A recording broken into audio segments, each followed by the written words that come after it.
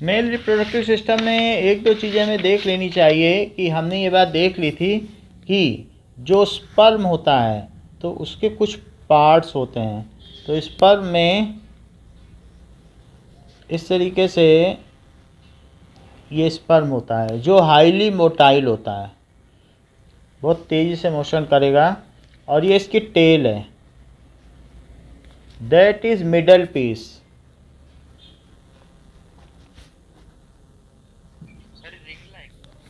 हाँ, जो ये चीज़ है ये मिडल पीस है, और ये सबसे आगे इसका हेड है,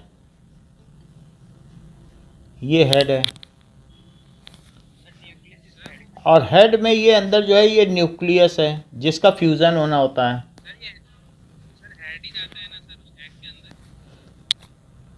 ये एग के अंदर पूरा चला जाता है, पूरा चला जाता है, और न्यूक्लियस न्यूक्लियस से मिल जाता है, बाकी डिजेनरेट हो जाता है। और साइटोप्लाज्म ऐसा जो दूसरे लोग हैं उनके साथ है, टेल टूट जाती है बस, लेकिन अंदर पूरा चला जाता है। अभी वीडियो दिखाएंगे तो आप देखोगे ना कि पूरा चला जाता है, बस टेल टूट जाती है, ठीक है ना, बाहर नहीं टूटती, अंदर ही टूटती है। तो this is sperm, labelled diagram of sperm, okay.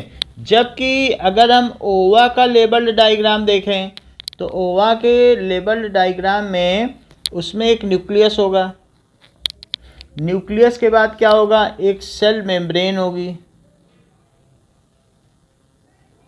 Cell membrane और साइटोप्लाज्म, बहुत सिंपल डायग्राम है। This is nucleus, this is cytoplasm, और this is cell membrane. It is 100 times larger, ova 100 times larger than sperm. So this is ovum, ovum and sperm का label diagram है। अब देखें कि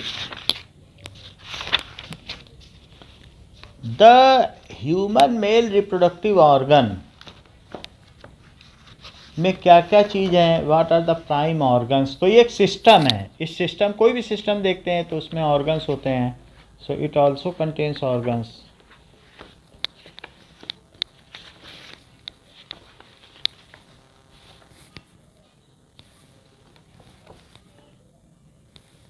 now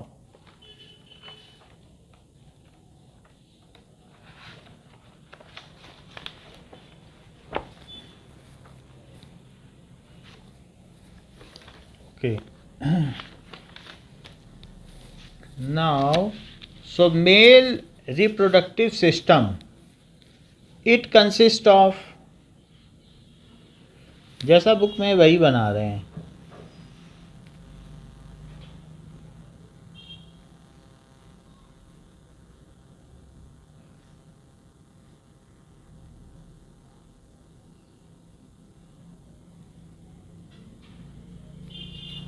okay. Now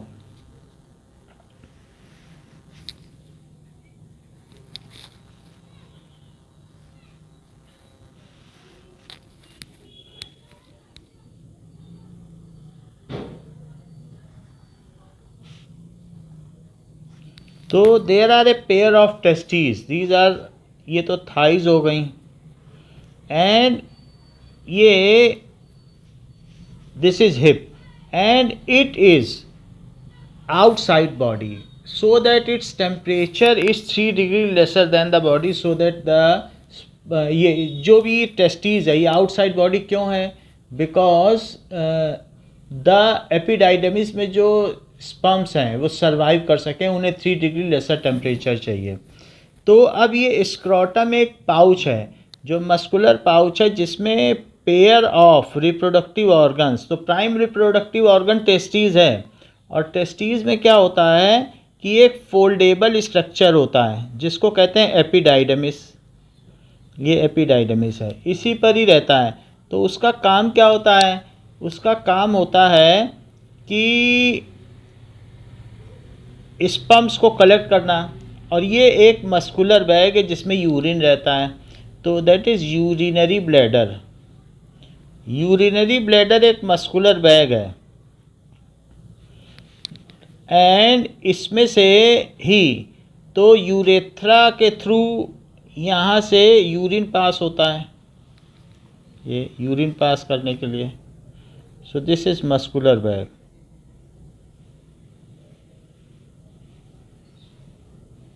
now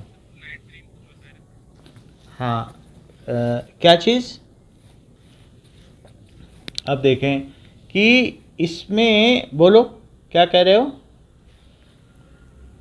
अब यहाँ से ये वैस, कुछ बोलोगे तो बता देंगे ना, कुछ तो बताओ ना। अब ये देखो, ये एक वैस डिफरेंस है, तो वैस डिफरेंस है, ठीक है। अभी पूरी बात बता दे रहे हैं। तो वैस डिफरेंस क्या करता है, यहाँ पर एक अलग से ग्लैंड है, तो वो ग्लैंड कहती है कि ठीक है तुम स्पर्म जा रहे हो तो मेरे अंदर से कुछ तुम न्यूट्रिशन लेते जाओ। तो ठीक है, ये आगे बढ़ जाता है, और आगे बढ़ने पर इसके आगे यहाँ पर there are pair of prostate gland. तो यहाँ पर आगे चलने पर एक प्रोस्टेट ग्लैंड ये है और एक प्रोस्टेट ग्लैंड यहाँ पर भी है, तो उन दोनों से भी ये ले लेता है और फिर इसमें ये ज्वाइन हो जाता है। जब सब कुछ न्यूट्रिशन हो जाता है, then after that it joins. तो ये इसके साथ ज्वाइन हो जाता है। अब ज़रा देखो, तो इससे क्या पता चलता है कि जो यूरिन की ओपनिंग है उसी से ही स्पर्म्स आता है। ये यहाँ से आ रही है और ये यहाँ से आ रही है। तो कौन कौन से पोर्शन हैं, ये पोर्शन है that is a muscular pouch, that is scrotum. इसके अंदर क्या है, टेस्टीज, वो पेयर में है, एक दो स्क्रोटम है और दो टेस्टीज है, दैट इज पीनस। ये ओपनिंग है जिसको कि यूरेथ्रा कहेंगे। So this opening is called urethra. There are millions of nerves, जो ब्लड कैपिलरीज हैं कि which fills it to make it erect at the time of mating. अब ज़रा देखें कि ये पूरा रीजन ग्रॉइन रीजन है या प्यूबिक रीजन भी कहलाता है, जहाँ पर रिप्रोडक्टिव ऑर्गन रहते हैं। This is epididymis. एपिडाइडमिस भी पेयर में ही रहेगा, एपिडाइडमिस। ओके, नाउ इन सभी के काम देखेंगे। जो वास्ट डिफरेंस है, ये वास्ट डिफरेंस है, इसी में से स्पर्म्स चलेगा। ये तो एक तरीके से एपिडाइडमिस है जो कि इससे एक क्वाइल्ड स्ट्रक्चर है, हाईली क्वाइल्ड स्ट्रक्चर। ये स्टोर करता है स्पर्म्स को और तभी फेंकता है जबकि इजैकुलेशन होता है तो उसी समय फेंकता है ना। ये नहीं कि थोड़ा सा लिया फेंक दिया, ऐसा नहीं करता है कि, हाँ बोलो, आवाज़ कट रही है। That is sperm duct. फिर से बोलिए, sperm duct. Now seminal vesicle, seminal vesicle, that is seminal vesicle. बोले प्रवीण पूछ रहे थे, पूछिए। प्रोस्टेट ग्लैंड, ये जो स्पर्म्स होते हैं ये मोटाइल नहीं होते हैं, तो इनको मोटाइल करने के लिए इनको लुब्रिकेशन देना और इनके ऊपर थोड़ा सा न्यूट्रिशन, कार्बोहाइड्रेट या दूसरी चीज़ें देना, फैट देना, जिससे कि वो 3 दिन तक फीमेल बॉडी में सर्वाइव कर सकें। तो ये सारा काम है सेमिनल वेसिकल और प्रोस्टेट ग्लैंड का काम क्या है कि इनको वो न्यूट्रिशन देना, so that it becomes lubricated and get extra nutrients due to which it can survive for 3 days in female body. अब देखो, कि ये तो सारी चीज़ें हम लोगों ने देख ली कि क्या क्या चीज़ें हैं, ठीक है। और ये क्या है बताइए, ये urinary bladder, this is urinary bladder. तो यूरिनरी ब्लैडर भी इससे आती है। The male reproductive system consist of,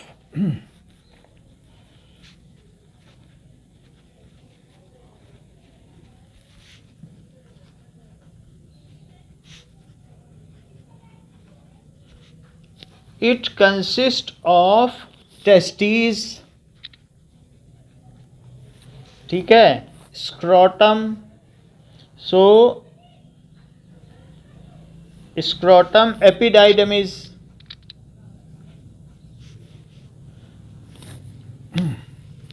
epididymis, ये सारी चीज़ें होती हैं।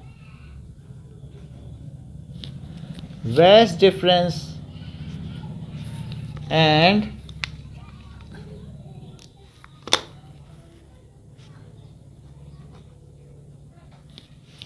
वैस डिफरेंस, ओके, डिफरेंस में एस होगा, वैस डिफरेंस एंड ये स्पर्म डक्ट, सेमिनल वेसिकल,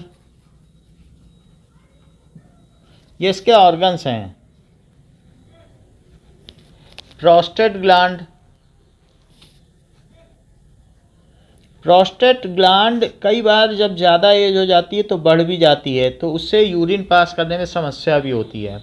तो अगर ऐसा कभी होता है तो लोग फिर ट्रीटमेंट कराते हैं। पेनिस, पीनस, ठीक है। नाउ ये सारी चीज़ें हैं। अब ज़रा देखें तो टेस्टिस का क्या काम है। टेस्टिस इज रिस्पॉन्सिबल, ठीक है, responsible for production of male gamete, that is sperm. Okay, now scrotum encloses testes, ठीक है, एंड इट इज, ये जो भी चीज़ होती है it is outside male abdomen and located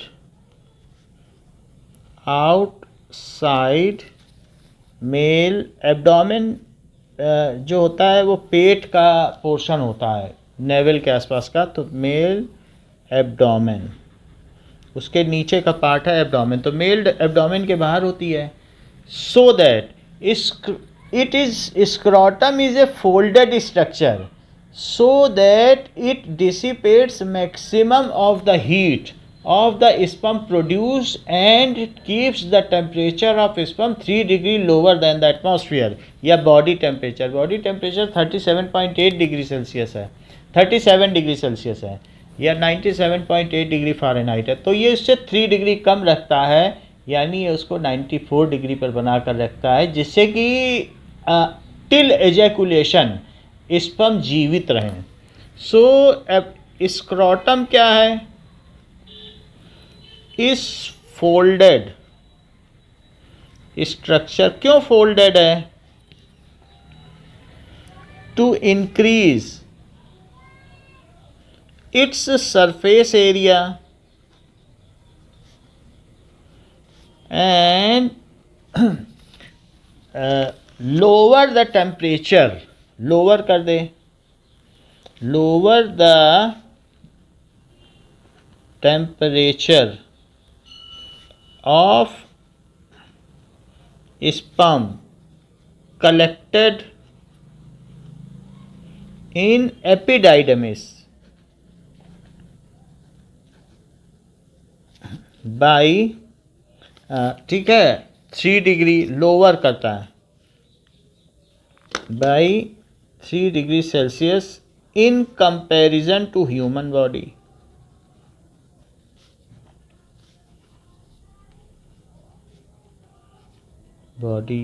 जो कि 37 डिग्री सेल्सियस और 97.8 डिग्री फ़ारेनहाइट है, उससे 3 डिग्री लेसर रखेगा। ऐसा क्यों करेगा, it is to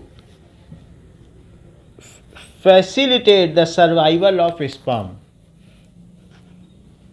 Facilitate the survival of sperms until it is ejaculated.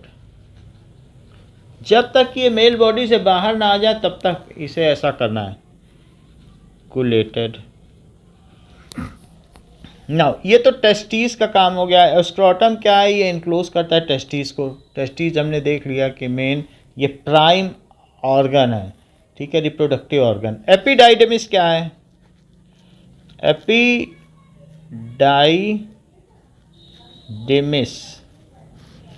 It is coiled structure.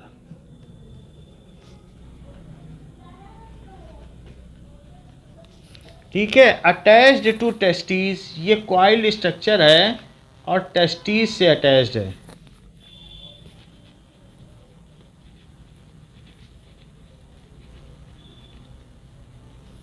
And stores sperms till ejaculation.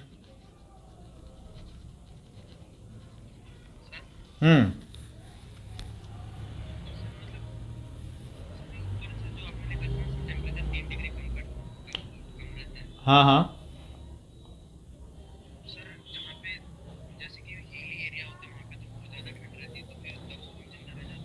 भाई, हम लोगों की बॉडी जो है होम्योस्टेसिस है. होम्योस्टेसिस का मतलब है कि हमारा पीएच जो है वो 7.31 है पूरी बॉडी का.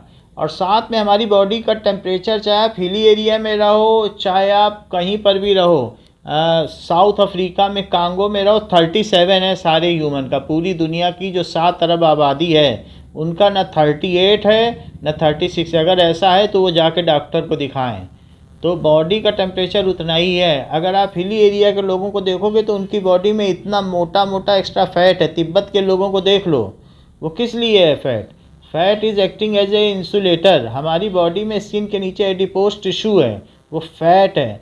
फैट क्या करता है? इंसुलेशन का काम करता है. तो हमारी बॉडी में हम हॉट ब्लडेड एनिमल हैं और हमारी बॉडी का टेम्परेचर 37 फिक्स है. हम चाहे दुनिया के किसी कोने में भी रहें, चाहे नॉर्थ पोल ही क्यों न चले जाएं, अगर 1 डिग्री भी कम ज़्यादा हुआ तो प्रोटीन हड़ताल कर देंगे. ना एंजाइम का काम करेंगे, ना हार्मोन का काम करेंगे, ना स्ट्रक्चर का. और बॉडी का जो भी लाइफ प्रोसेसेस है वो सब सस्पेंड हो जाएंगे. ठीक है. So attach to testis and store sperm till ejaculation. ये तो एपिडाइडमिस का काम है. वास डिफरेंस का क्या काम है? नाउ तो वास डिफरेंस यहाँ से ये पिकअप करता है. सो vas deferens is a sperm duct through which sperm travel up to urethra from epididymis. ठीक है. और इन रूट यानी एन रूट अपने रास्ते में they also collect nutrition from seminal vesicle and prostate gland. ठीक है. तो वास डिफरेंस क्या करेगा? वास डिफरेंस को स्पर्म डक्ट भी कहते हैं. इट इज स्पर्म डक्ट जिसमें से स्पर्म चलता हो. ठीक है. Which moves from epididymis to urethra. एक टाइम पे चाहे तो हम इजैकुलेट कर लें, सीमेन को इजैकुलेट कर लें, या हम यूरिनेट कर लें. दोनों काम एक साथ नहीं कर सकते. So it is epididymis to urethra. En route, en route का मतलब है रास्ते में. En route it collects nutrition from seminal vesicle, जो कि एक ग्लैंड है, ये भी एक ग्लैंड है, एंड प्रोस्टेट ग्लैंड. इन दोनों से न्यूट्रिशन लेता है. so that it can survive in female body for 3 days, so that it gets lubricated. lubricated होने से क्या होगा,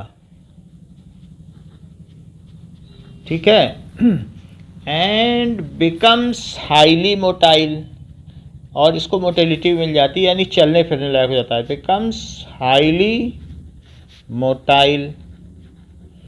also it can, nightfall और नाइट ड्रीमिंग का मतलब क्या है कि when we are dreaming about opposite gender, then without mating we ejaculate. This is called nightfall.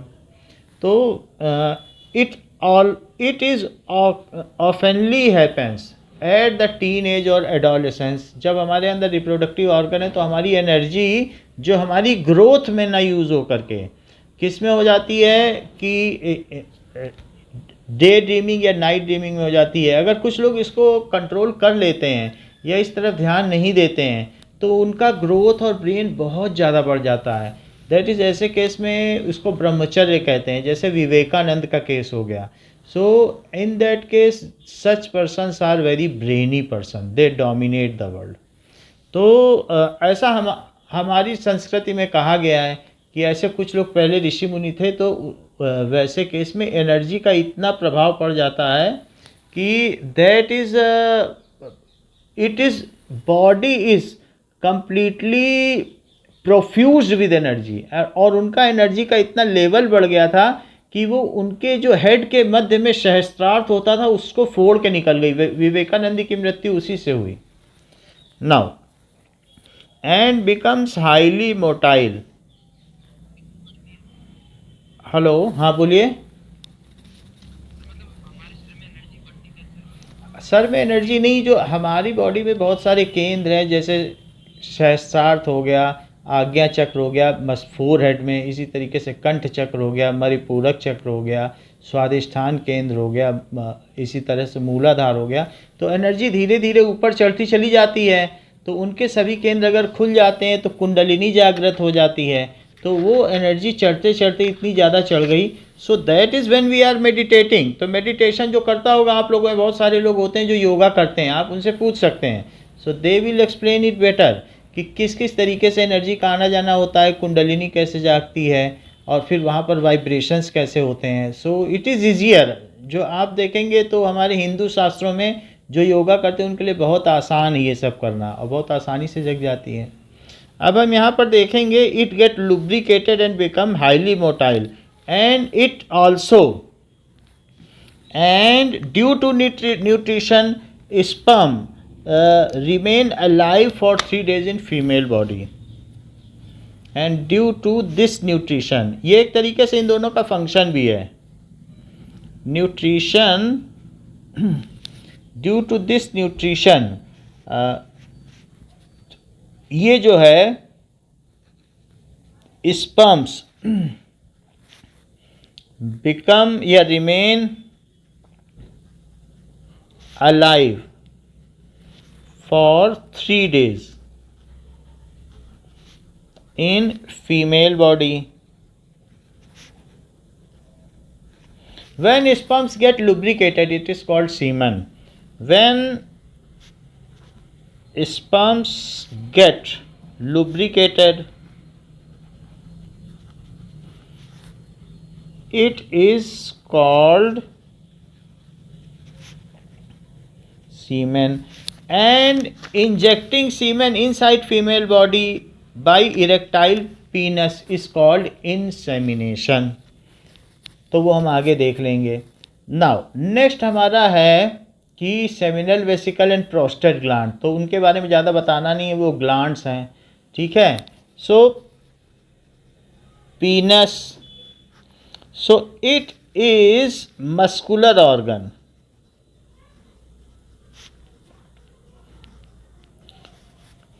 विच जो कि when we are attached with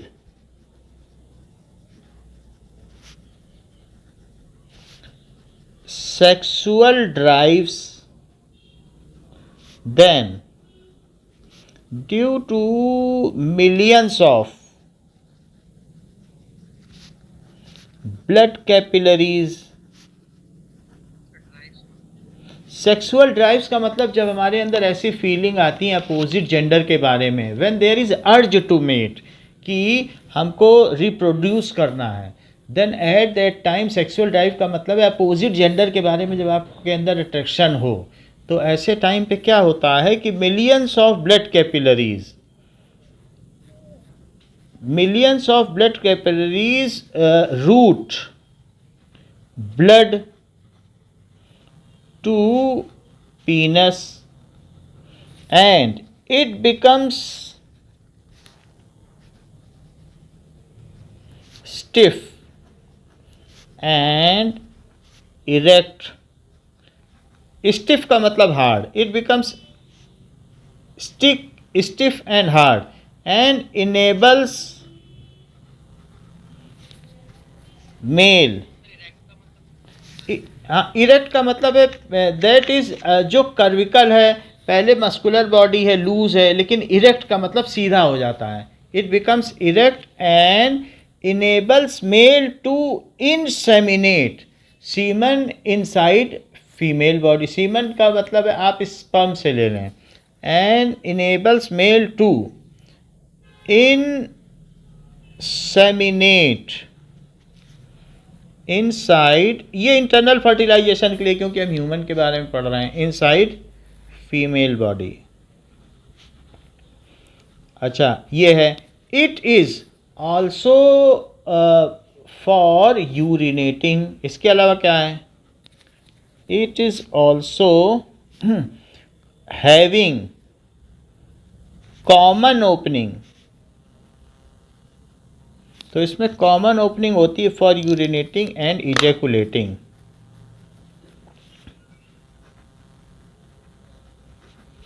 that is urethra for urinating and ejaculating. ये चीज़ हो गई. अब देखिए, ये तो बात हमने बता दी कि क्या क्या चीज़ें, इनके अलग अलग फंक्शन भी आते हैं. ठीक है. नाउ अब देखें कि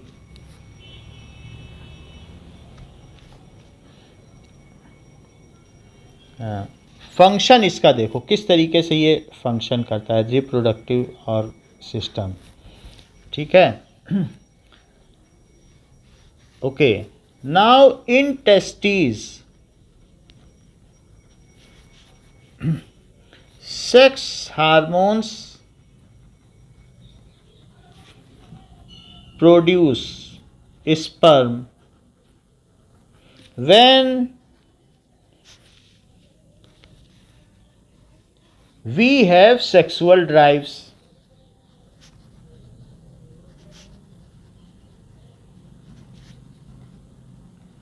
तो ये स्पर्म्स बनाते हैं. These get stored in epididymis till ejaculation.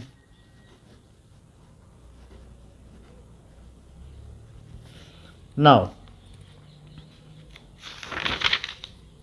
okay, its temperature is 3 degree lower. ये तो हमने आपको बता ही दिया है. ठीक है. Its temperature is 3 degrees Celsius lower than human body for optimal. optimal का मतलब maximum. optimal functioning, ये जो इनके लिए है सूटेबल टेम्परेचर है. ऑप्टिमल या मोस्ट सूटेबल.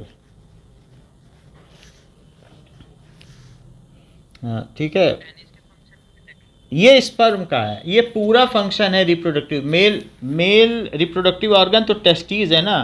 पेनिस से क्या होता है, सिर्फ वो तो इजेकुलेट करता है, उसका कुछ काम नहीं है। स्पर्म्स बनना मुख्य बात है। तो स्पर्म बन जाएगा तो वो तो क्या इंजेक्शन से भी डॉक्टर निकाल लेगा, एपिडाइडमिस में इंजेक्शन डाल के। तो पेनिस तो जस्ट इजेकुलेट ही करता है। तो for optimal functioning of sperm, now इसके अलावा when penis become erect during copulation,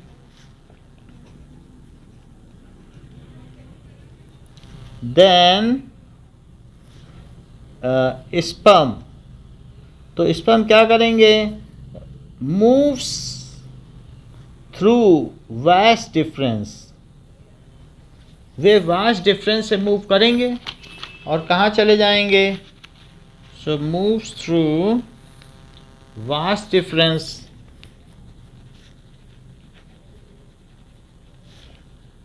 and receive, और क्या रिसीव करेंगे, ठीक है, secretions from seminal vesicle and prostate glands. ये बताया नहीं गया है कि क्या क्या रिसीव करेंगे। सेक्रीशन, सेक्रीशन एक तरीके का है न्यूट्रिशन, वो जो सेक्रीट करें। हम अपनी बॉडी से क्या यूरिन सेक्रीट करते हैं, जो एक्सक्रीट करते हैं, या हमारी बॉडी से स्वेट है वो सेक्रीट हो रहा है। कोई भी चीज़, कोई भी ग्लैंड है वो कुछ निकालती है तो उसे सेक्रीट कहते हैं। अगर वो वेस्ट है तो एक्सक्रीट कहते हैं। तो दे रिसीव सेक्रीशन, ठीक है, ओके। नाउ अब क्या होगा, पहले तो वो एक तरीके का जो स्पर्म था वो ड्राई पाउडर टाइप था, लेकिन अब वो क्या हो जाएगा, now it becomes, it receives secretion, then sperm moves through was receive secretion. कहाँ से सेक्रीशन रिसीव करेगा, through seminal vesicle and prostate gland.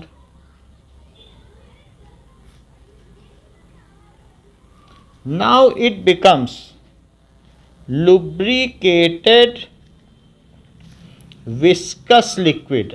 अब ये लिक्विड बनेगा, विस्कस लिक्विड। विस्कस का मतलब गाढ़ा, जैसे कोई भी चीज़ होती है डेंसर हो जाती है, बटर को आप थोड़ा वो करें सेमी सॉलिड, उस तरीके से एक विस्कस लिक्विड बनेगा। नाउ अब इसके बाद होगा, it is also containing nutrition for its survival, it also contains nutrition for survival। now it is called, इसके बाद इसे क्या कहेंगे, it is now called semen।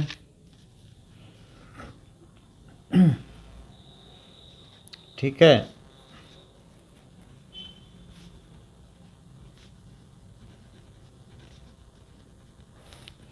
okay, now that is semen has its transport easier। तो इसकी motility जो semen की है, semen makes sperms highly motile.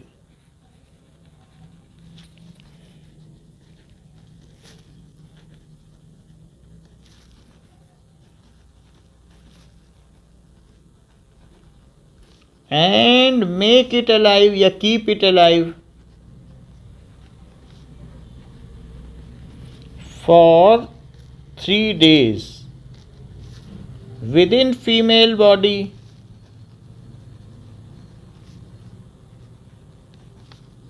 after ejaculation।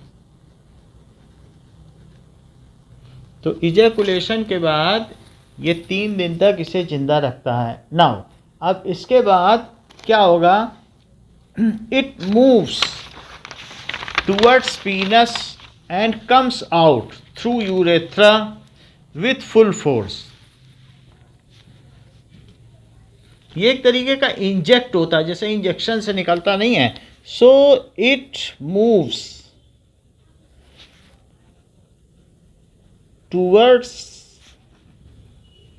penis and comes out through urethra with full force. ठीक है. And injected in female body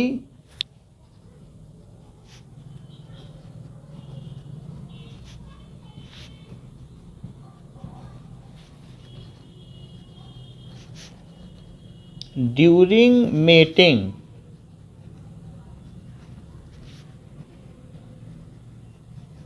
through vagina. From there it rushes to fallopian tube where egg is present. From there, तो वहाँ से it rushes to fallopian tube, तो उस fallopian tube की ओर जाएगा where ovum is released. कभी कभी ये मिसगाइड भी हो जाता है. ये पहले ही फैल जाएगा, क्योंकि हमने बताया था 10 तारीख को अगर मीटिंग हुई है और 13 को रिलीज़ होगा तो इसे मालूम ही नहीं कहाँ जाना है, तो इधर भी जाएगा उधर भी जाएगा. अब जो लकी होगा इस पर उसको तो ओवम मिल जाएगा, वो वहाँ घूम रहा है आराम से.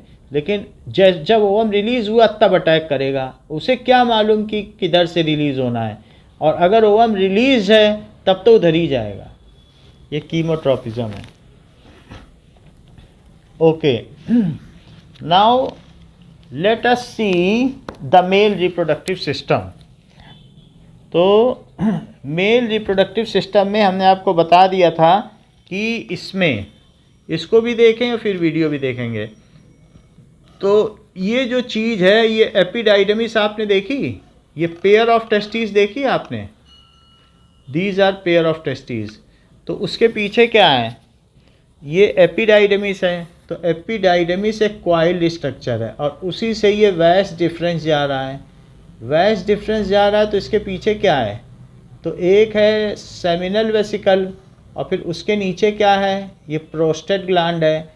तो इनसे ये रिसीव करके फिर क्या होगा कि अब यहाँ पर आगे नहीं दिखाया गया है, बट दैट इज़ यहाँ से रिसीव करके ये यूरेथ्रा के थ्रू, ये यहाँ से क्या करेगा, यूरेथ्रा के थ्रू, ये है पीनस और ये है यूरेथ्रा, तो यूरेथ्रा के थ्रू इजैकुलेट कर देगा.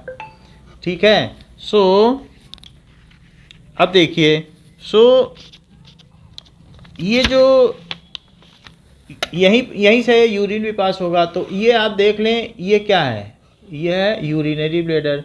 तो there is common opening for this. तो यही इसका पूरा सिस्टम है और इसके ठीक ऊपर पीछे की ओर किडनी दिखाई गई है. अब देखिए,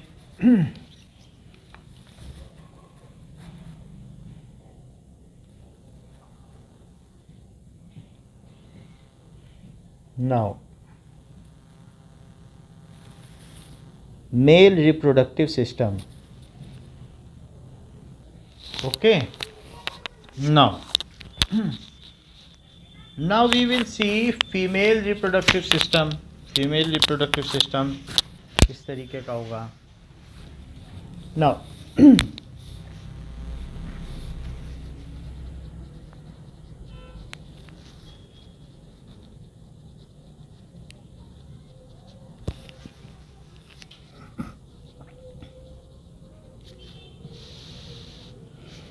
फीमेल रिप्रोडक्टिव सिस्टम का आपकी बुक में डायग्राम बना हुआ है, आप देख सकते हैं. तो फीमेल रिप्रोडक्टिव सिस्टम में यहाँ दिखाया गया है कि ये फैलोपियन ट्यूब है और इसका फिंगर लाइक स्ट्रक्चर है. फिर ये फैलोपियन ट्यूब इधर आ जाती है और ये यूट्रस बनाती है.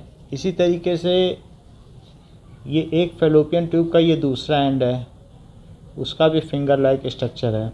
And it also comes here. Now यहाँ से ये नैरो हो जाती है और इस तरीके से ये। नेक्स्ट इज यहाँ पर इसका फिंगर लाइक स्ट्रक्चर होता है दोनों तरफ, और फिंगर लाइक स्ट्रक्चर है। एंड दिस इज ओवरी जो यहाँ पर एग रिलीज करेगी, ओवरी। ओके, नाउ इसके अंदर में एक ऐसा स्ट्रक्चर होगा कि यहाँ से यहाँ तक और यहाँ से यहाँ, तो ये, और इसी तरीके से यहाँ से यहाँ, फिर यहाँ ऐसे ख़त्म हो जाएगा, ये ऐसे ख़त्म हो जाएगा, ठीक है। फिर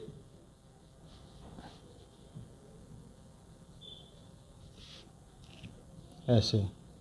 नाउ यहाँ पर ये जो चीज़ है इस पर ही ब्लड और म्यूकस की लाइनिंग है, ये ब्लड और म्यूकस की लाइनिंग है। ओके, नाउ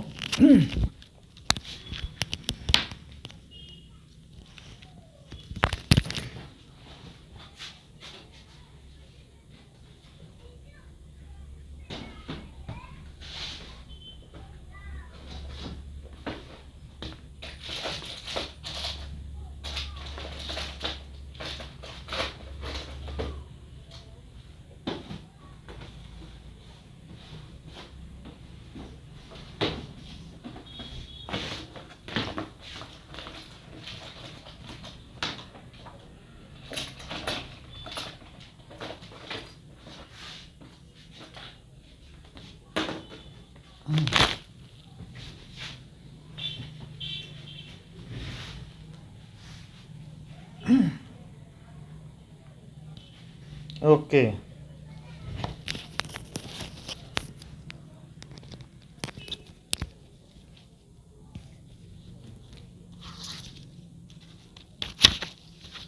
तो ये हमेशा नहीं होगी, ये एंड्रोमीट्रियम में होगी, but it will be present.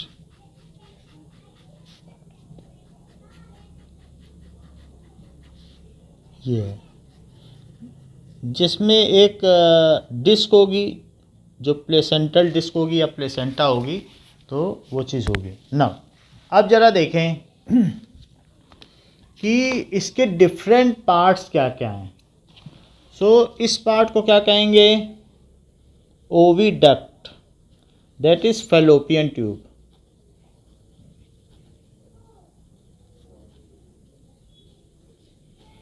Okay, ovary, so ovary हो गया। ये फिंगर लाइक स्ट्रक्चर है जिसे फिम्ब्रे कहते हैं, सो फिम्ब्रे।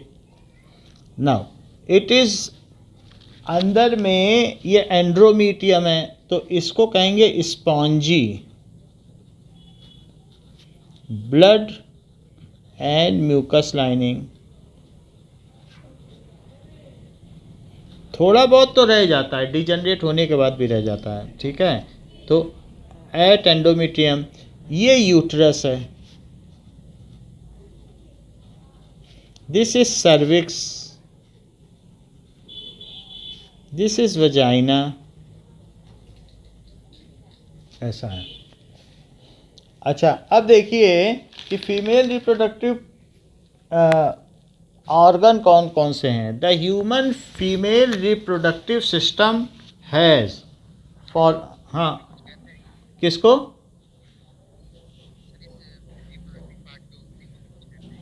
रिप्रोडक्टिव पार्ट की ओपनिंग। तो रिप्रोडक्टिव पार्ट की ओपनिंग में जो आउटर इसके पोर्शन को कहेंगे लीबिया मेजोरा, और जो इनर पार्ट है उसको कहेंगे लीबिया माइजोरा। तो यहाँ जो इनर पार्ट रहेगा उसको कहेंगे लीबिया माइनोरा, और जो आउटर पार्ट होगा तो उसको कहेंगे लीबिया मेजोरा। इस तरीके से होगा। अब जरा देखें कि the human female reproductive system consist of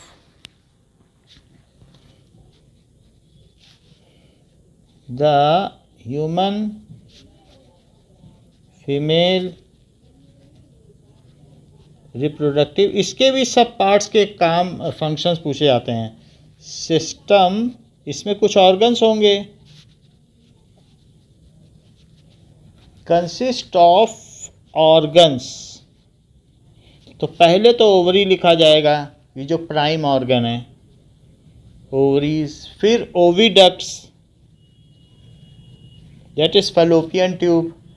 uterus, vagina, vagina भी बोलते हैं, वजाइना भी, जो भी है आपके टीचर जो बोलते हो। Now since the human female is called women, so we will call it reproductive system of women. Human female को वुमेन कहते हैं और ह्यूमन मेल को मैन कहते हैं। तो अब जरा देखिए ओवरी का क्या काम है। Ovary are oval shaped organ which are inside abdominal cavity के नीचे रहता है। अगर हम फीमेल में देखें तो फीमेल की बॉडी में जो एब्डोमिनल कैविटी होगी, तो फीमेल की बॉडी में एब्डोमिनल कैविटी यहाँ यहीं पर ये पार्ट रहेगा। तो इस यहाँ पर फैलोपियन ट्यूब होगी, यानी अगर आप देखेंगे तो ये बच्चेदानी होगी, यहाँ से सब कुछ होगा, नीचे से नहीं होगा, क्योंकि यहीं पर जब बेबी रहेगा तो यहाँ से एक्सटेंड करेगा, तो ये यहाँ से शुरू होकर यहाँ से होगा और ये चीज़ होगी ऐसे, ये फीमेल बॉडी में। और हिप्स ब्रॉडर होंगे। अब देखो तो ओवरी का क्या काम है। Ovary, so ovary are oval shaped, oval shaped.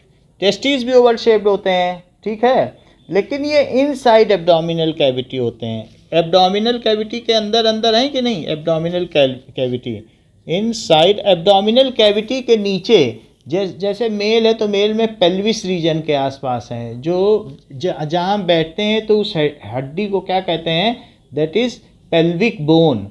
तो उसके आसपास सब चीज़ें हैं, जबकि इन फीमेल में ज़्यादातर रिप्रोडक्टिव सिस्टम सारा एब्डोमिनल कैविटी में है। तो वहाँ पर जो बाकी एब्डोमेन क्या है, जो पेट है, दैट इज़ बैली। तो इनका बैली में होता है, जबकि मेल में पेल्विस रीजन में होता है, जो कूल्हे की हड्डी है जिस पर हम लोग बैठते हैं, जो हिप है उसके आसपास रहता है, तो उस चीज़ को पेल्विस रीजन कहते हैं।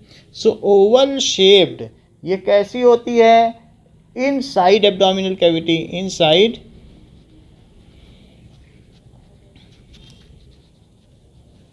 रिस्पॉन्सिबल। तो इट इज रिस्पॉन्सिबल फॉर, किसके लिए रिस्पॉन्सिबल है,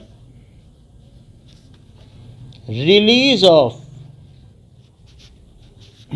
वन एग, ठीक है, इन एवरी मेंस्ट्रुअल साइकिल।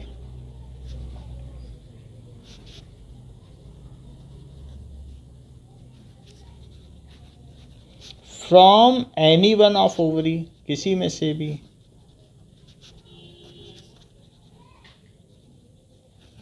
ये तो ओवरी का काम है। It also releases sex hormone estrogen and progesterone, वो भी रिलीज करना पड़ेगा, नहीं तो फिर ये ब्लड लाइनिंग टूटेगी कैसे और बनेगी कैसे।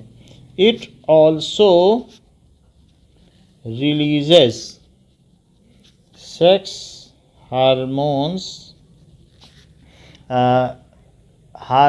एस्ट्रोजन, जो फीमेल में सेकेंडरी सेक्सुअल फीचर है वो भी एस्ट्रोजन ही देता है। प्रोजेस्टेरोन तो सप्रेस करता है। अगर बॉडी में अगर किसी के हार्मोनल इम्बैलेंस है और सही तरीके से बॉडी का फिजिकल फीचर फीमेल जैसा नहीं है, ब्रेस्ट डेवलप्ड नहीं है, तो उसको एस्ट्रोजन का हार्मोन दिया जाता है। अदरवाइज़ क्या होता है कि फिर वो चाहे मेल हो या फीमेल हो, अगर ठीक तरीके से बॉडी नहीं है तो फिर वो लोग इन्फीरियर फील करते हैं। मेल को एक अच्छा मेल होना चाहिए, फीमेल को अच्छी फीमेल होना चाहिए। So that is hormone estrogen. तो दोनों का पर्पस समझना चाहिए। एस्ट्रोजन क्या काम करेगा, एस्ट्रोजन इज़ रिस्पॉन्सिबल फॉर, किसके लिए रिस्पॉन्सिबल है, सेकेंडरी सेक्सुअल फीचर के लिए, और साथ में ब्लड की लाइनिंग बनाने के लिए और एग के रिलीज के लिए। एस्ट्रोजन ये सब हमने लिखा दिया है, एंड प्रोजेस्टेरोन ये चीज़ है। तो ये ओवरी का काम हो गया। अब जरा देखो कि each ovary is having several thousand follicles. तो इनमें जो ओवम होता है, मेल में स्पर्म नहीं बनता बचपन के समय, जन्म के समय, लेकिन जो फीमेल है उसमें माँ के गर्भ में ही जब वो फीटस बनती है तो तभी उसके अंदर फॉलिकल बनने लगते हैं। तो each ovary consist of, unripe egg को फॉलिकल कहते हैं, it consist of several thousand follicles, several thousand follicles that is unripe eggs। तो अब जरा देखो कि ये तभी प्रेजेंट रहते हैं, which are present at the time of birth of female child, present at the time of birth, जब बर्थ होगा उस समय भी रहेंगे। अब एक फीमेल मान लीजिए कि 10 साल में उसने प्यूबर्टी अटेंड कर लिया, 45 तक उसकी प्यूबर्टी है, तो उसकी 45 ईयर्स और -10 ईयर्स, तो उसकी रिप्रोडक्टिव एज कितनी हो गई? क्या 35 ईयर्स? और 35 ईयर्स में वो हर साल 12 एग रिलीज़ करेगी, क्योंकि 28 डेज में एक एग रिलीज़ करेगी। तो ज़रा सोचो, 12 5 जा 60 और 12 3 जा 36, तो ये 420 एग्स रिलीज़ करेगी। जबकि मेल में क्या होता है कि एक टाइम पे ही मिलियंस ऑफ स्पर्म्स रिलीज़ हो जाते हैं, फीमेल में इतने हैं। तो अगर और हर महीने तो बच्चा नहीं दे सकती क्योंकि 9 मंथ का गैप होगा, तो 420 एग्स इतना रिलीज़ कर सकती है। तो उसी के हिसाब से उसमें फॉलिकल्स हो सकते हैं। अब ज़रा देखो कि अब क्या होगा कि at puberty this follicle starts maturing and one mature egg is released in every menstrual cycle. At puberty, ठीक है, एंड ऑनवर्ड्स, उसके बाद भी each follicle start maturing and released one of them in each menstrual cycle।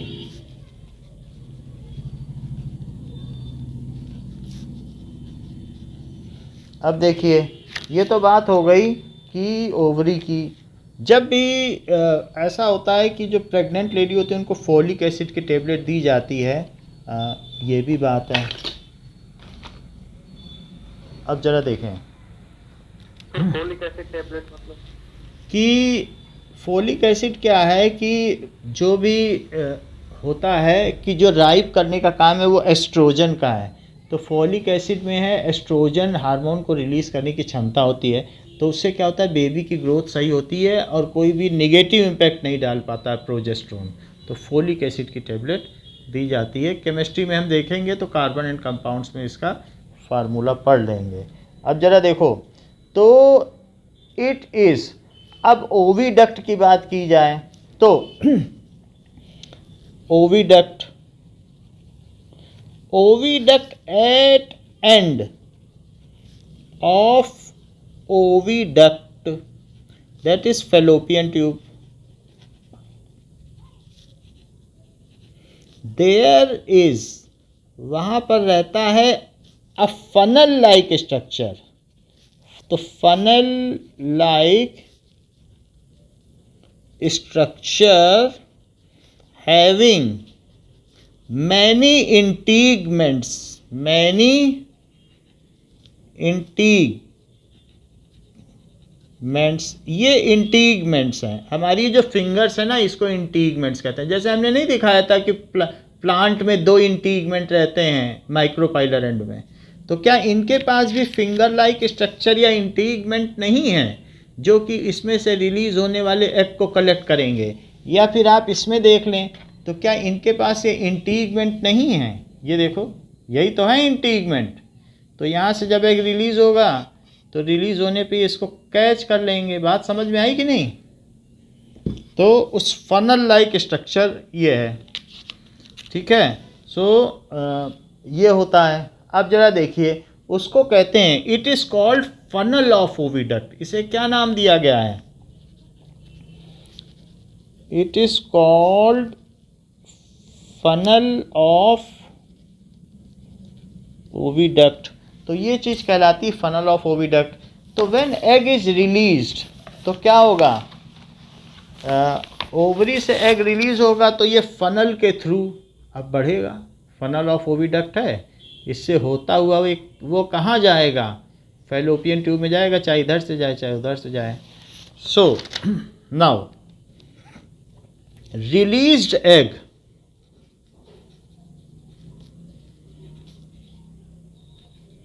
Through funnel moves to fallopian tube।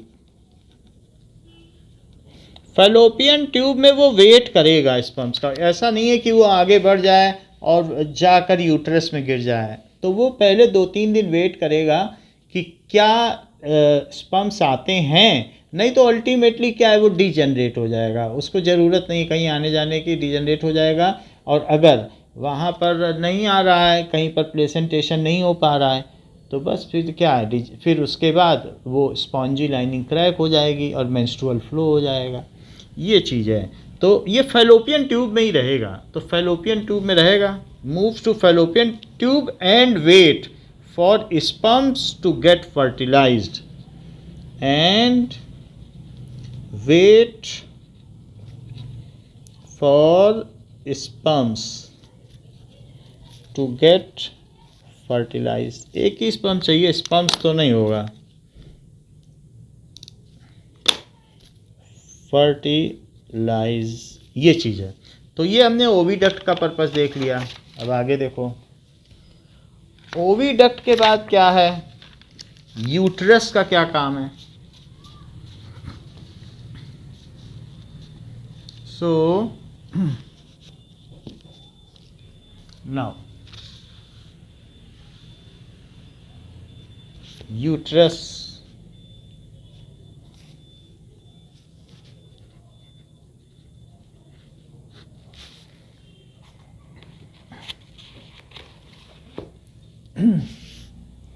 now the two oviducts open into a bag like muscular organ।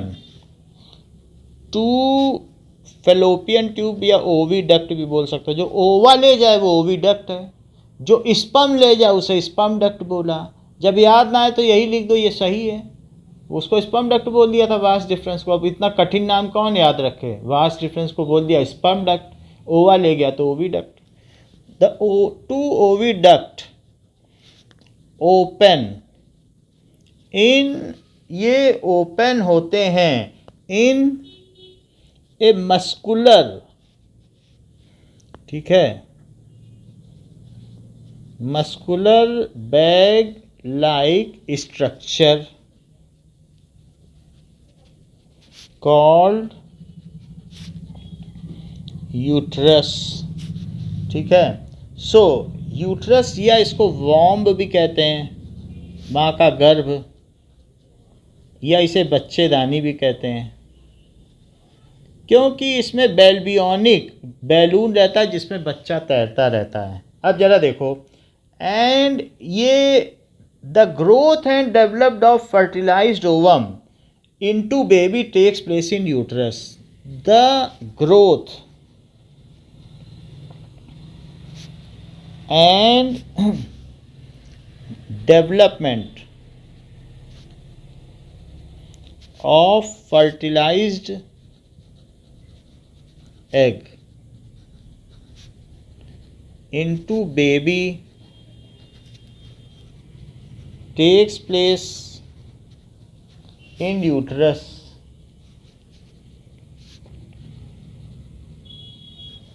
Okay, when fertilisation takes place,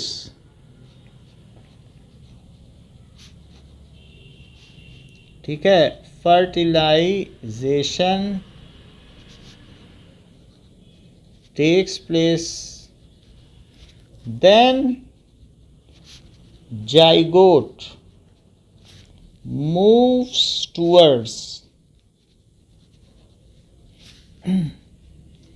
uterus.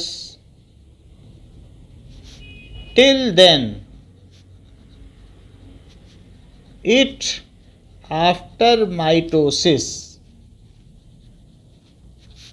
get converted, एक थक्का सा बन जाता है इन embryo, callus जिसको कहते हैं ना किसी चीज का थक्का, तो एम्ब्रियो बन जाता है, and get implanted on a disc like structure called placenta, disc like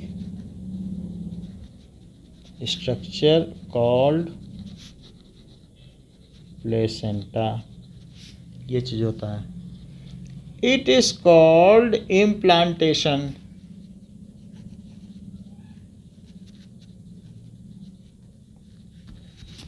ठीक है, और दूसरी चीज क्या है, baby, growing baby exchanges, takes nutrition from mother through placental disc and exchange its waste to mother. So growing baby takes nutrition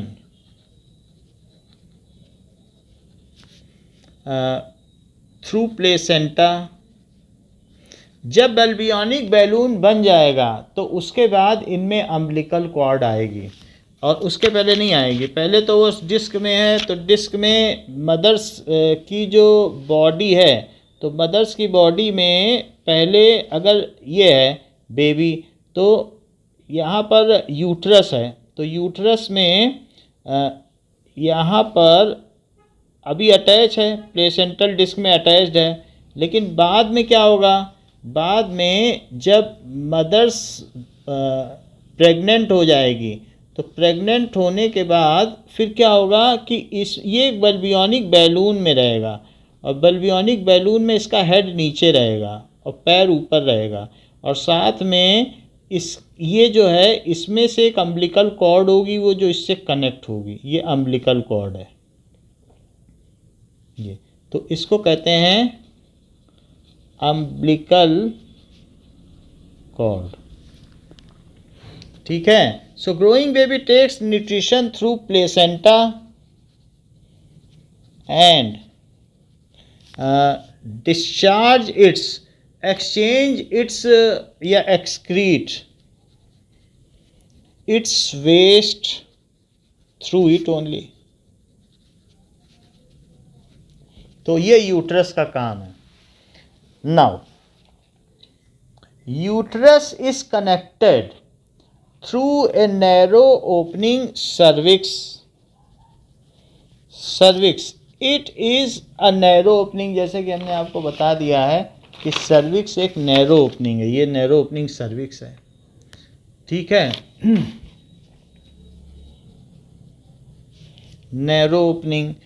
अगर ये narrow opening ना हो तो बच्चा कभी भी गिर जाए, तो इसलिए इसको बचाए रखना जरूरी है. It is narrow opening which connects uterus through vagina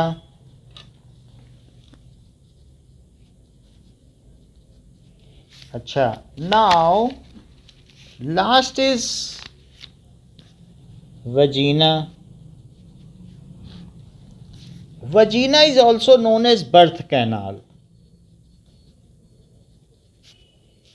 also called, इसी के थ्रू बच्चे का जन्म होता है, बर्थ कैनाल. और इसका हेड बाहर पहले आना चाहिए, हेड नहीं आएगा, पैर आ गया तो बड़ी मुश्किल होगी, कभी कभी अम्बिलिकल कॉर्ड गले में फंस जाती, बच्चा मर भी जाता है। तो हेड बाहर आ रहा है तो ही ठीक है। नाउ सर सर बताइए, क्या- आपकी आवाज़ ही नहीं आ रही। हाँ बोलिए, जो भी चीज़ पूछनी है तो पूछ लो। कुछ कुछ प्रॉब्लम आ रही है, सही नहीं आवाज़ आ रही।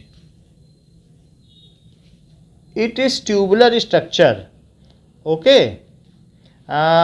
Now vagina receives penis for putting sperm into woman's body.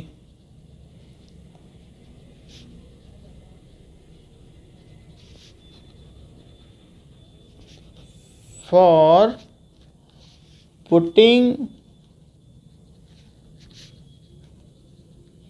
sperms into woman's body.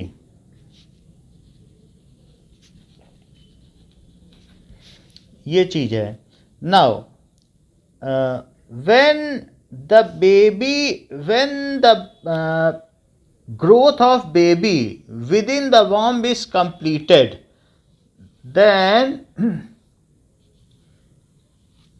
when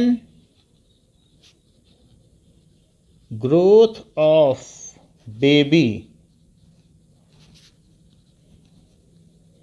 within womb is completed, then that is after 9 months,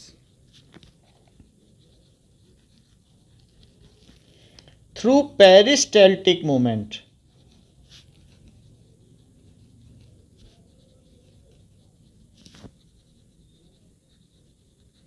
That is convulsions and dilations. सिकुड़ना और फैलना, ऐसे बच्चा निकल जाता है। Peristaltic movement, baby is delivered.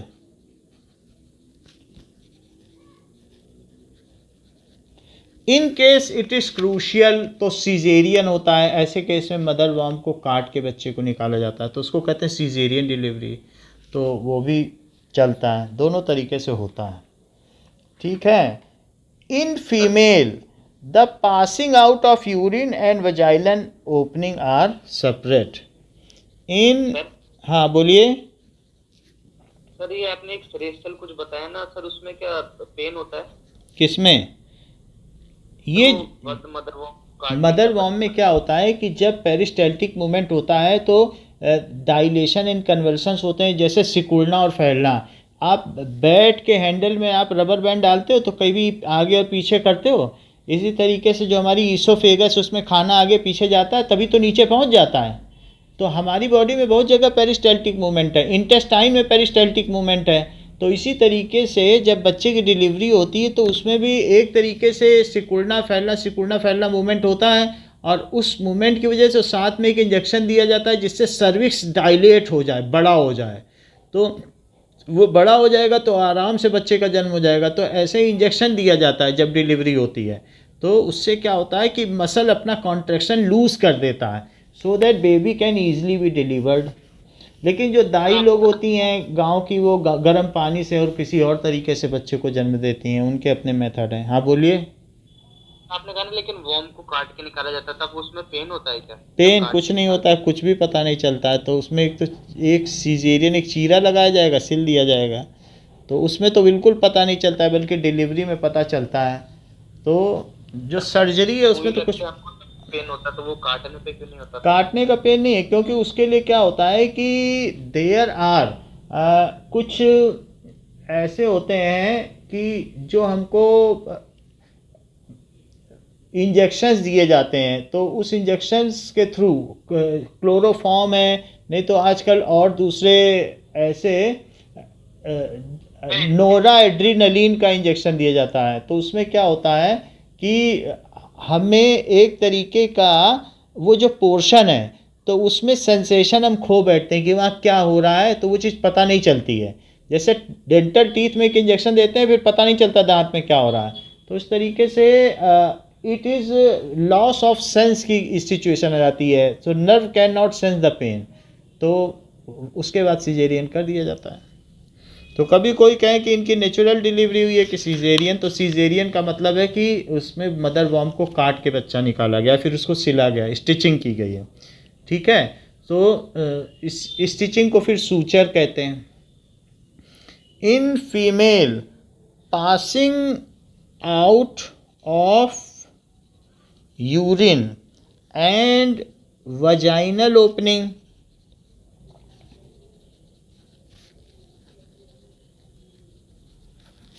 are separate.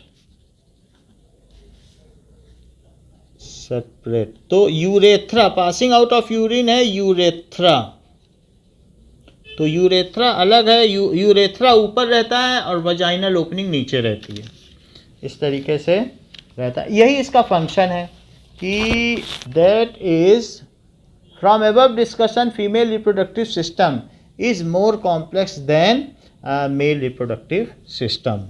ये हम अलग से लिख लें कि फीमेल रिप्रोडक्टिव सिस्टम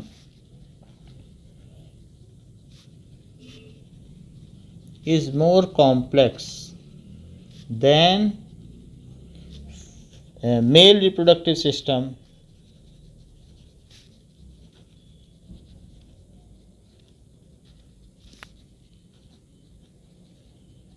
इसका एक वीडियो देखें फिर आगे बढ़ें। एक डाउट था। हाँ बोलिए। मेंस्ट्रुअल फ्लो में हम मतलब वुमेन्स को दर्द क्यों होता है? मेंस्ट्रुअल फ्लो में इसलिए दर्द होता है क्योंकि ये एक तरीके का क्रैकिंग है, तो क्रैकिंग है और उस चीज़ का एक हमारे अंदर बॉडी में अगर सेल है, कोई चीज़ डीजनरेट हो रही है, तो वो जो चीज़ जो डीजनरेट हो रही है देन कोई भी चीज़ है हमारी बॉडी में, सेल्स है, अगर कहीं से सेल्स का डीजनरेट होना है और फिर उसका ब्रेकिंग होना है, तो हमारी बॉडी कोई ऐसी ऐसी एक भी जगह नहीं है जहाँ नर्व्स ना हो, तो वो नर्व्स क्या होती हैं माइंड में भेजती हैं सेंसेशन कि यहाँ ये चीज़ टूट रही है, ये सेल डीजनरेट हो रही है, तो और वहाँ पर वो फिर एक हमारे ब्रेन में एक ऐसा पोर्शन है जहाँ पर फोर ब्रेन में कि जहाँ पर वो सेंसेशन और वो जो पेन है वो फील किया जाता है। कहीं पर भी अगर कोई सेल टूट रही हो, अगर हाथ में ही पिंच किया जाए, कोई पिन दबाई जाए, कहीं के 2-4 ही सेल निकल जाए, तो यहाँ तो पूरा का पूरा एक मस्कुलर बैग के ऊपर बना बनाया सारा चीज़ है वो निकल रहा है, तो उसमें तो पेन होगा ही, तो इट इज़ नेचुरल। लेकिन ये है कि किसी किसी को कम पेन होगा, किसी को ज़्यादा, बट ये तो होगा ही क्योंकि ये नर्व्स की वजह से है। तो ऐसी स्थिति में कुछ लोग ब्रूफेन खा लेते हैं, but it is not suggested to take such device, या और वो वरॉन होते हैं। It is a natural process, otherwise इससे क्या होगा कि हमारा जो नर्वस इन सेंसेशन है, हमारे नर्व्स जो है ठीक ठीक रिपोर्ट नहीं दे पाएंगे आगे चलने पर, तो हम लोग ऐसे we are tempted to take such ये जो भी हैं चीज़ की, जिससे कि हमको एनेस्थीसिया ले लेते हैं किसी तरीके से, बेहोशी की या नींद की गोली की किसी तरह से हो जाए, but it is not suggested to take so, but ये तो होगा ही, ये नेचुरल है। Female reproductive system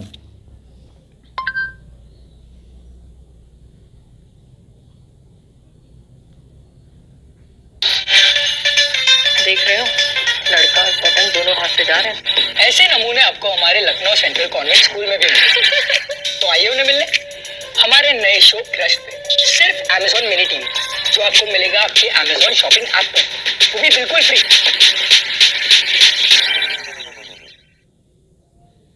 Female reproductive system. Female reproductive system is more complex, both structurally and functionally. It consists of a pair of ovaries attached. What happens when egg is not fertilized? Sir menstruation cycle start. What happens when egg is not fertilized? So if the egg is not fertilized, egg is not fertilized, then it lives for one day.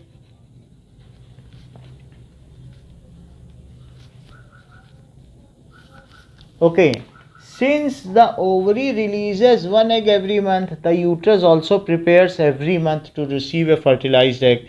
तो ऐसे समय में क्या होगा? The lining becomes thick and spongy. So now the thick and spongy lining in endometrium of uterus, thick and spongy blood and mucus lining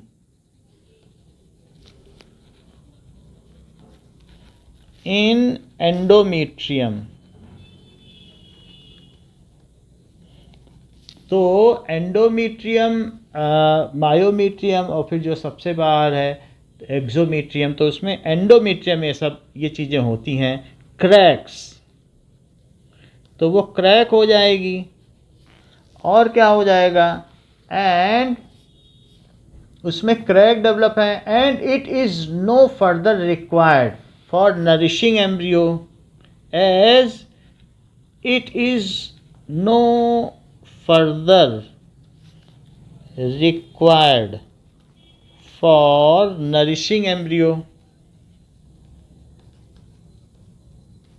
जब embryo बना ही नहीं तो नरिश क्या होगा? एम्ब्रियो। ठीक है, अब क्या होगा? So lining slowly breaks and comes out through vagina as blood and mucus. So lining slowly breaks. आपके में देखो म्यूकस में MUCOUS लिखा है, जबकि वो पिछले चैप्टर में लाइफ प्रोसेसेस में MUCUS लिखा था। तो अब यहाँ पर भी एक अमेरिकन इंग्लिश है, एक ब्रिटिश इंग्लिश है, लोग अलग अलग तरह से यूज़ करते हैं, जो आपको ठीक लगे आप कर लेना। नाउ तो क्या होगा? So lining slowly breaks and it comes out. ठीक है, through vagina in form of blood and mucus.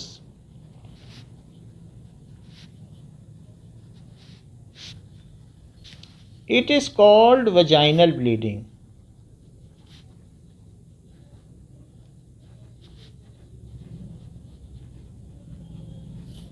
It happens in first 5 days of menstrual cycle.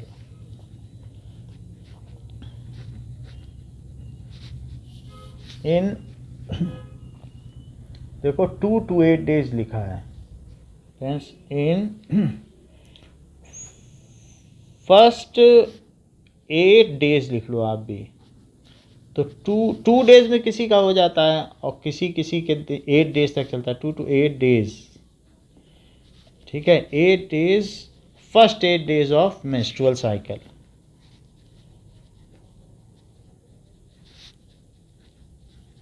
Now we will come to reproductive health. अगला heading है reproductive health.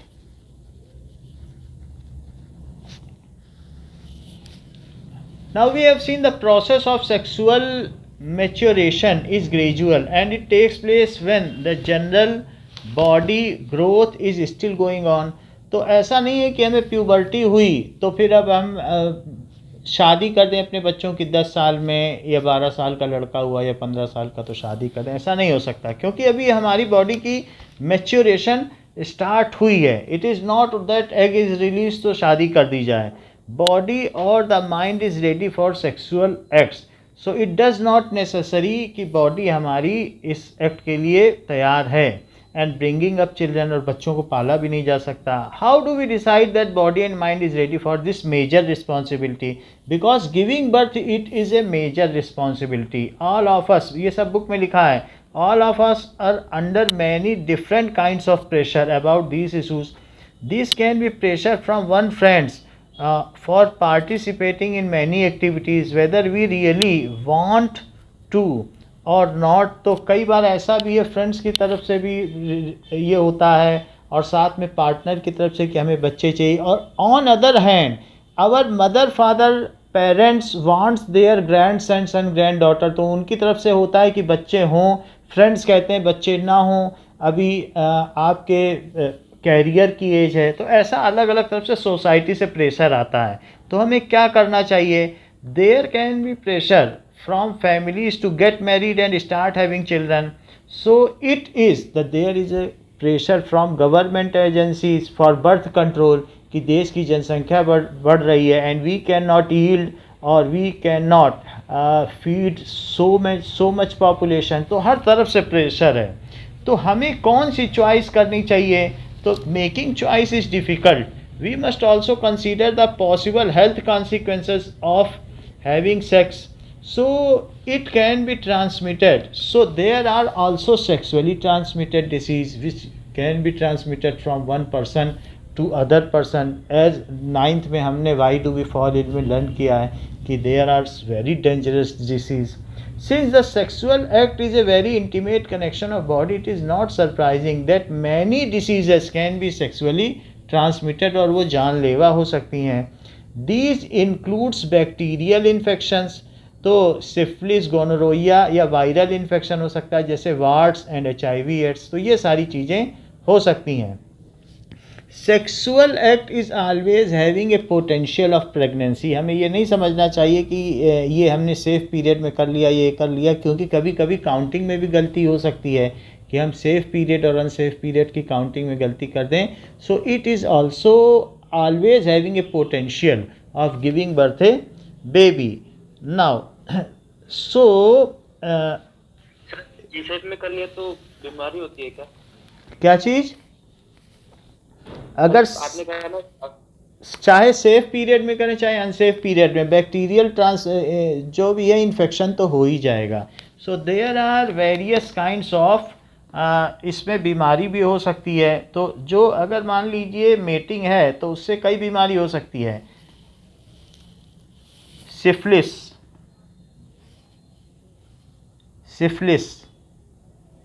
According to Apollo Hospitals, a bacterial now just let us see कि ये problem syphilis की है।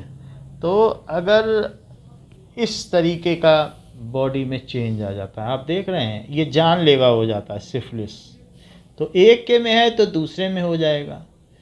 It is so dangerous and ठीक है। So this is syphilis. ये कौन सी बीमारी है? पढ़े नीचे, दिस इज सिफिलिस। अब देखिए कहीं पर भी बॉडी में बहुत तेज जख्म हो जाते हैं। नाउ गोनोरहोइया,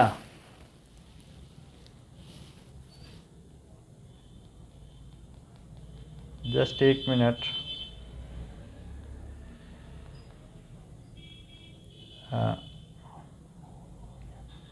तो there are also some other disease जो कि इस तरीके से फैलती है। तो this is gonorrhoea, it is also dangerous. इसमें भी कई तरीके से आप देख रहे हैं कि देयर आर डिसीज़ तो फैल जाती है। ये गोनोरहोइया का दिखाया गया है, गोनोरहोइया। ऐसे ही हमारी बॉडी में वार्ड्स का भी हो सकता है। सर हाँ बोलिए। वार्ड्स, सर आपने कहा शायद सेफ पीरियड में हो या अनसेफ में, तो War is a 2019 film. Infection होती है, तो फिर बच्चे होते हैं तो सबको नहीं इन्फेक्शन होता? बच्चे अगर हो रहे हैं तो देखिए मेटिंग तो कई बार होती है और बच्चे भी हो रहे हैं, तो बच्चे में बैक्टीरियल इन्फेक्शन का ऐसा चांस नहीं है। सेक्सुअली ट्रांसमिटेड डिसीज़ आपस में तो हो सकती हैं, लेकिन कुछ ऐसी हैं जैसे वायरल है, तो HIV एड्स HIV वायरस है, ह्यूमन इम्यूनो डिफिशिएंसी वायरस, वो माँ से बच्चे को फैल सकता है। लेकिन सिफिलिस और गोनोरोइया ये बैक्टीरियल डिसीज़ हैं, तो ये बच्चे तक नहीं जा पाती हैं। जब वार्ड्स है तो बच्चे तक चली जाएगी।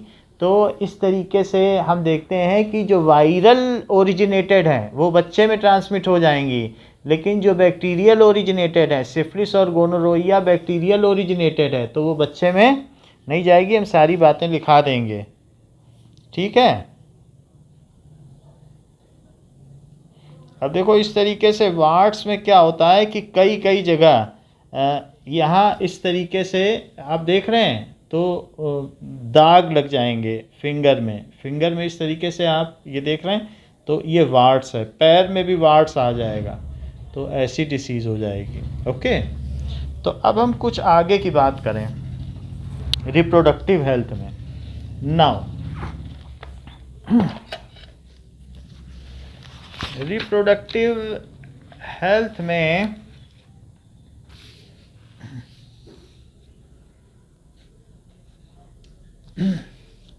Birth control,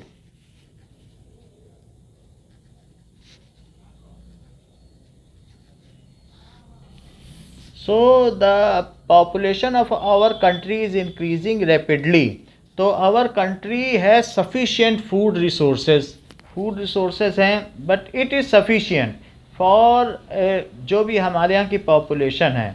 but if the population is increasing at exponential rate, then these resources will get many of us will be deprived from these resources। इसलिए हैप्पी फैमिली वही होती है जो बर्थ कंट्रोल मेजर को अप्लाई करती है, जिसकी small family है। So we use various contraceptive method for birth control so that we can limit the size of our family and we can keep the definite gap between two children। कई बार हम ये भी चाहते हैं कि भाई एक बच्चा हुआ तो दूसरा बच्चा थोड़े समय बाद हो, उसको ठीक तरीके से नरिशमेंट मिले। so we can get the baby at the desired interval and as and when we both are preoccupied with mind mentally prepared, तो उसके लिए बर्थ कंट्रोल किया जाता है। now birth control, there are it can be done, so birth control is done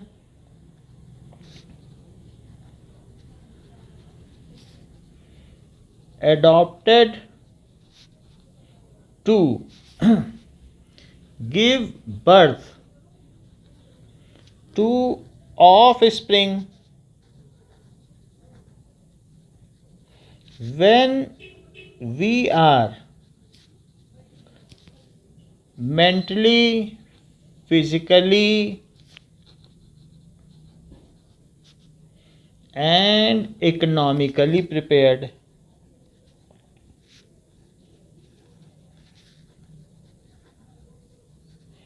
It is also used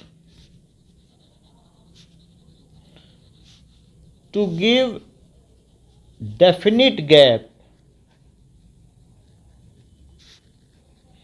between two children।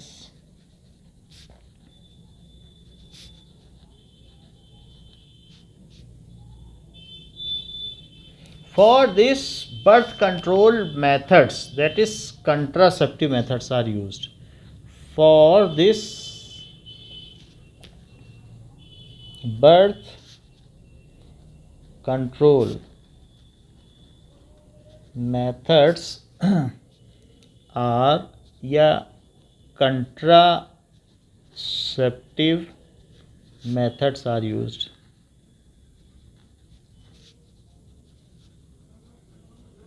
Okay, now what is contraception and birth control methods क्या होते हैं? The prevention of pregnancy in women though mating is done। Prevention of pregnancy in women though mating is done is called contraception।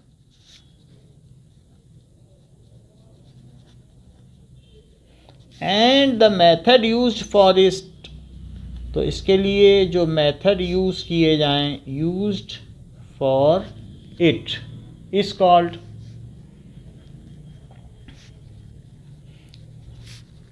contraceptive methods. इसके लिए जो method use किए जाएंगे उनको contraceptive methods कहेंगे. Now it is also known as birth control method. It is, कहीं ये पूछा जाए तो भी यही लिखना, also called birth control methods. So birth control methods में कौन कौन से हैं? एक है barrier method.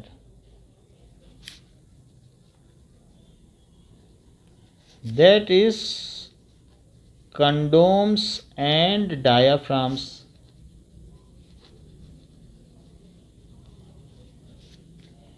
Second is chemical method.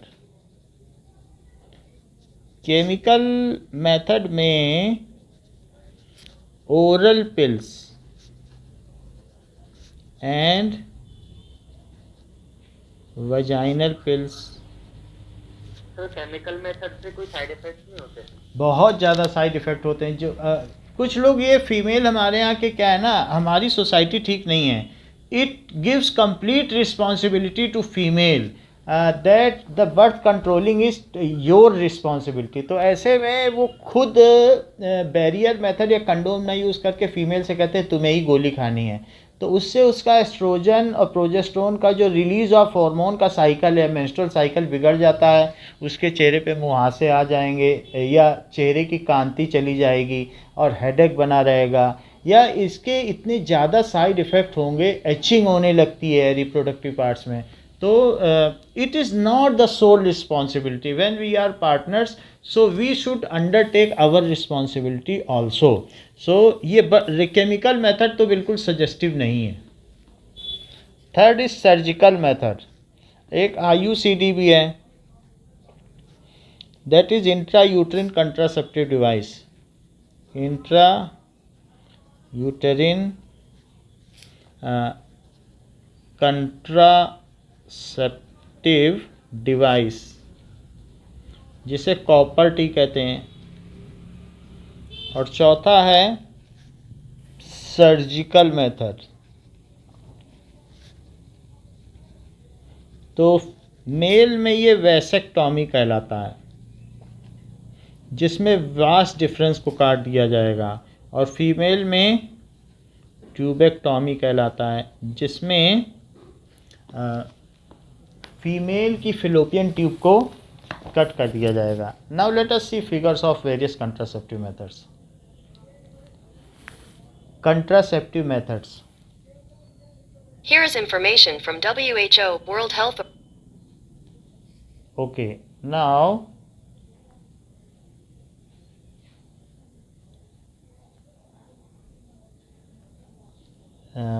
there are various contraceptive methods. We can see here. This is a kind of sheath. ये एक बहुत पतली मेम्ब्रेन होती है which is worn on penis so that no sexual disease is transmitted between partners. अगर एक में है तो दूसरे में नहीं होना चाहिए. तो ये मेल कॉन्डोम है जबकि फीमेल कॉन्डोम है. So female are wearing it with, यहाँ पर कुछ बेल्ट होगी इस तरीके से इसमें लगी होगी. It is von.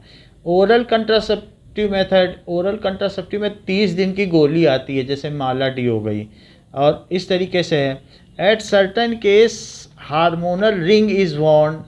Hormonal ring है तो ये वजाइना में इंसर्ट की जाएगी. ये UID है, जिसे कॉपर टी की डिवाइस है. इसमें क्या होगा कि जो हार्मोन रिलीज़ होना होगा वो नहीं होगा या कुछ भी होगा. सो अभी नए नए मेथड हैं. इसमें UICD है, इंट्रा यूट्रिन कंट्रासेप्टिव डिवाइस, जिसको हमने आपको बताया था, आगे भी बताएंगे. और कंट्रासेप्टिव इंजेक्शंस भी होते हैं. तो इंजेक्शन लगा दो तो वो इंजेक्शन ऐसा है कि 1 साल तक फिर आपको कोई एग रिलीज़ नहीं होगा. ऐसा भी किया जाता है. बट ये सब हार्मोनल क्या है, इम्बैलेंस है. ये रिस्की बहुत है. इससे क्या है कि पार्टनर की लाइफ को ख़राब करने वाली बात है और उसकी सुंदरता और कांति को ख़राब करने वाली बात है, ये सजेस्टेड नहीं है।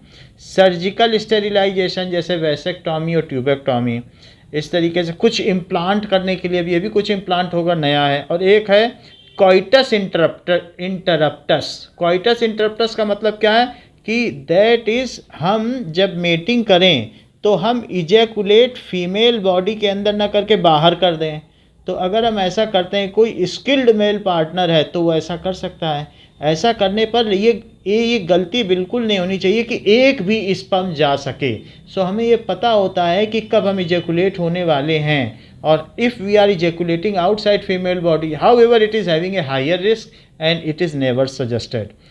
तो ये दोनों हमें एसटीडी से बचाते हैं। एक है कैलेंडर राइम मेथड। तो इसमें क्या होता है कि जैसे हमने आपको बता दिया कि कुछ डे हैं, शुरू के 4 दिन तो छोड़ ही दो, फिर उसके बाद ये और भी बता रहा है कि कैसे कैसे। तो हमने बताया कि 8 दिन छोड़ दीजिए तो 13वें दिन 9-10 तो सेफ पीरियड है, फिर उसके बाद 16 से 28 दिन तक सेफ पीरियड है। तो वही चीज़ यहाँ पर बताई गई है। सर 4th नंबर पे क्या है? ये ना, यस सर। ये हार्मोनल रिंग है। It is worn in vagina. However इसके बारे में हमें देखना पड़ेगा, या आप नेट पे देख के पता चलेगा। नई नई चीज़ें आ रही हैं तो पता करना पड़ेगा। ठीक है। एक वजाइनल डो है, कंट्रासेप्टिव पैच है, तो ये कहाँ लगाया जाएगा, ये सब अभी आपके में दिया भी नहीं है तो पता नहीं है। इसके बारे में पढ़ने से पता चलेगा, हम पढ़ के खुद भी बता देंगे। डायाफ्राम कैप है, ये भी फीमेल के लिए है, तो ये वजाइना में पहना जाता है। तो इतनी बात आपको समझ में आ गई कि कितने तरीके के कंट्रासेप्टिव मेथड है। अभी भी आधे घंटे का चैप्टर बचा हुआ है, तो मैं कल आपका ये कंप्लीट करा दूंगा, क्योंकि इसमें बर्थ कंट्रोल मेथड बताने हैं और हमें सारे केमिकल मेथड्स बताने और क्वेश्चन आंसर कराने हैं। So this much is left. फिर उसके बाद हम आगे जो magnetic effect of electric current है, इसको परसों शुरू करेंगे, कल स्टेटिस्टिक्स कराएंगे। IUCD समझ नहीं आया। इंट्रा यूट्रिन कंट्रासेप्टिव डिवाइस है, ये वजाइना में डाला जाएगा और ये सर्विक्स से होता हुआ जो अंदर की ओर टी है, ये अंदर चला जाएगा। और इसका काम क्या है कि ये स्पर्म्स को फेलोपियन ट्यूब में जाने से रोकेगा। समझ में आई बात कि नहीं? तो ये फोल्डेबल है। तो अगर मान लीजिए ये इस तरीके से होता है, तो ये इस तरीके से टी है, तो ये अगर हम इसको यहाँ से इंसर्ट कर दें और इंसर्ट करने के बाद ये यहाँ सर्विक्स है, तो सर्विक्स के बाद ये खुल जाएगा। मान लो हमने इसको इसमें इंसर्ट कर दिया, तो इंसर्ट हमने जब किया तो इसके बाद ये खुल जाएगा कि नहीं? फिर ये नीचे निकल पाएगा क्या? यहाँ से डाल दिया तो बोलो। तो इस तरीके से ये होता है। हाउएवर लेकिन ये कॉपर का है, तो कभी ये डैमेज कर देता है फीमेल को, कि फिर एसएमसी में ब्लीडिंग बहुत होती है, तो ऐसी लेडीज़ आती हैं कि ब्लीडिंग हो गई है, ये हिट हो गया। तो ये भी अच्छा नहीं मेथड है। तो जो प्रॉपर मेथड है वो तो कंडोम ही है। ओके। तो हम अभी की क्लास के लिए थैंक यू, और कल हम लोग स्टैटिस्टिक्स करेंगे। स्टैटिस्टिक्स और कंस्ट्रक्शन बाकी है ना, 2 चैप्टर बचे हैं, प्रोबेबिलिटी भी बचा है। तो स्टैटिस्टिक्स आपके यहाँ हो रहा है ना? सर प्रोबेबिलिटी तो टर्म 1 का था। हो गया? अच्छा। तो Yes, स्टैटिस्टिक्स और कंस्ट्रक्शन बचा हुआ है। Yes sir. स्टैटिस्टिक्स करेंगे कल। Okay, thank you. पहले साइंस कंप्लीट करा दो ना, उसके बाद मैथ स्टार्ट कर देंगे। चलो ठीक है, तो कल हम इसी को करा देंगे। ठीक है। Thank you sir. Okay, welcome.